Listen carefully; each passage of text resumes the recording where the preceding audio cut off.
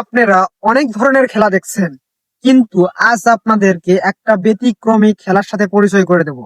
আপনাদেরকে পোস্টটা পড়ে শোনাই, তারপরে আরো বিস্তারিত কথা বলবো।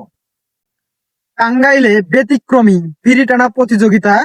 বাবাকে রেখে ছেলে মডেল জয়, মানে বাবাকে রেখে বিড়ি টানায় ছেলে জয় হলো। এই জন্যেই রবি ঠাকুর বলেছিল যে এই জাতি মূর্খ জাতি, বাঙালি জাতি মূর্খ জাতি। কেন? এই ভিডিওতে আপনারা লক্ষ্য করলে দেখবেন যে কিছু মানুষ বসে থেকে বিড়ি টানতেছে, মানে বিড়ি খাওয়ার প্রতিযোগিতা হচ্ছে। অন্য কোনো খেলা পেল না, তারা বিড়ি খাওয়ার প্রতিযোগিতা। এই ভিডিওতে আরেকটা বিষয় লক্ষ্য করেন যে এই ভিডিওতে দেখা যাচ্ছে যে কিছু মানুষ বিড়ি টানতেছে আর কিছু ছেলে পেলে দেখেন যে ওখানে খাড়া হয়ে দেখতেছে। তাহলে এই ছেলে পেলে বা এই ছেলে মেয়ে কি শিখবে তাদের দেখে?